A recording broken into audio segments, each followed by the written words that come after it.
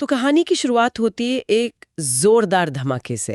Asgardian जहाज तबाह और लोकी एक एस्केप पॉड में स्पेस में तैरता तैरता एक ब्लैक होल में खिंचा चला जाता है और अनजान ग्रह पर आ गिरता है। हाँ, होश में आने पर उसका पहला रिएक्शन टिपिकल लोकी, एक हल्की सी मुस्कान और धीमी आवाज में the trickster still plays his game. लेकिन एनवायरनमेंट बिल्कुल अलग है।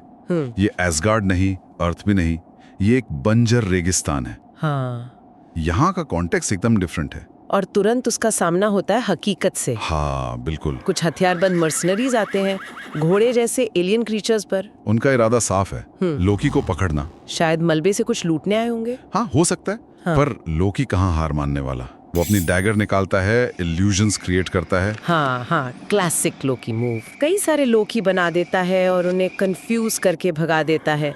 Basically he tries his classic move. यहाँ दिलचस्प बात यह है कि मर्सनरीज के जाने के बाद लोकी एक बंधी हुई एलियन बच्ची को देखता है, एक केज में। हाँ, ये अनएक्सपेक्टेड था। बिल्कुल।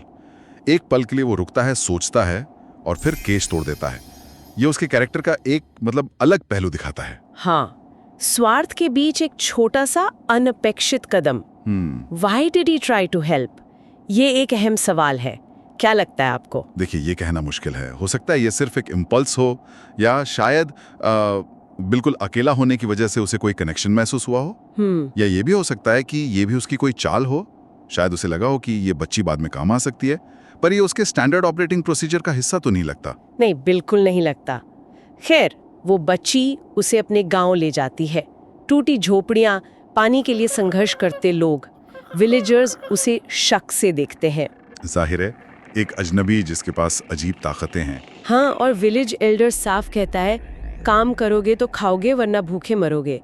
कोई खास स्वागत नहीं होता, उसे अकेला छोड़ दिया जाता है। सिवाय उस बच्ची के। हाँ, सिवाय उस बच्ची के जो चुपके से उसे पानी देती है। ये आइसोलेशन लोकी के लिए शायद नया अनुभव है। वो हमेशा सत्ता या साजिशों के केंद्र में रहा है। यहाँ वो बिल्कुल अकेला है, एक अजनबी।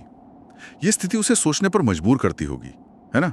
बिल्कुल, उसे बेसिक सर्वाइवल के लिए स्ट्रगल करना पड़ रहा है, जो उसके ईगो के लिए भी एक चैलेंज होगा। और यही हमें अगले सीन पर लाता है। रात में गांव के ऊपर एक टूटे टावर पर खड़ा लोकी। आसमान में 2 चांद हैं। वो खुद से बात कर रहा है। हाँ। कहता है, no throne, no crown, no army, just a liar in the sand. वो सोचता है कि शायद यही उसकी किस्मत है। पर फिर अगली सुबह ही स्काई रेडर्स हमला कर देते हैं। Metallic gliders, alien beasts, energy arrows. गांव वाले दहशत में हैं।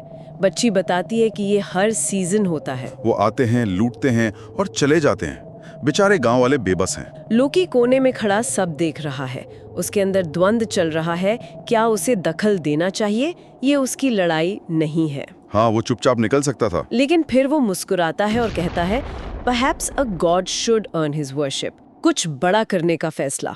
और वो करता भी है। वो एक बड़ा इल्यूजन स्टॉर्म क्रिएट करता है। दर्जनों लोकी मैदान में। हाँ, रेडर्स पूरी तरह कंफ्यूज हो जाते हैं।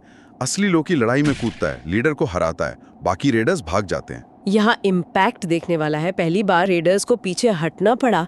लॉकी के इस कदम ने, उसके ट्राई करने ने एक एस्टैब्लिश्ड पैटर्न तोड़ा है। उसने दिखाया है कि रेजिस्टेंस पॉसिबल है, अगर कोई कुछ अलग ट्राई करने को तैयार हो। हाँ, उसने गांव वालों को एक उम्मीद दी। लेकिन इस जीत के बाद भी गांव वालों का शक बना रहता है। एल्डर कहता है, तुम शक्ति लाते हो और खतरा भी। सही बात है। वो जानता है कि रेडर्स और मजबूत होके लौटेंगे। वो लॉकी को रहने देते हैं, पर चेतावनी के साथ। यहाँ एक और चीज होती है। लड़ाई के दौरान एक मास्क्ड वॉरियर चुपचाप लॉकी को ऑब्जर्व कर रहा था। ये कौन हो सकता है? ये मिस्ट्री गहराता है जब रात में वही मास्क्ड वॉरियर लॉकी से मिलने टावर पर आता है। ओह हाँ, वो लॉकी की लड़ाई की तारीफ करता है और उसे एक पुराना नक्शा देता है। नक्शे पर रेगिस्तान के बीच एक फॉरबिडन रूइन का निशान है। फॉरबिडन रूइन, एक वर्जित खंडर।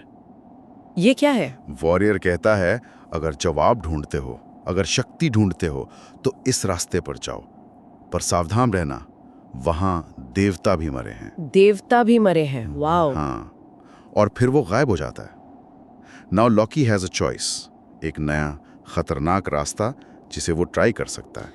एक ऐसा रास्ता जो शायद उसे पावर दे, या शायद मौत। बिल्कुल, ये लॉकी के लिए एक निर्णायक मोड़ है। गांव में रहना या इस खतरनाक चुनौती को एक्सेप्ट करना। उसे फिर से एक चॉइस बनानी है, एक और चीज ट्राई करनी है। और लॉकी का रिएक्शन, वो नक्शे को देखता है और कहता है gods have died there. Then perhaps it's the only place left for one who refuses to die. उसकी मुस्कान बताती है कि उसने फैसला कर लिया है। He is going to try this path. जहां देवता मरते हैं वहीं वो अपनी जगह बनाएगा। म्यूजिक उठता है, मिस्टीरियस और एपिक। लगता है असली सफर अब शुरू होगा।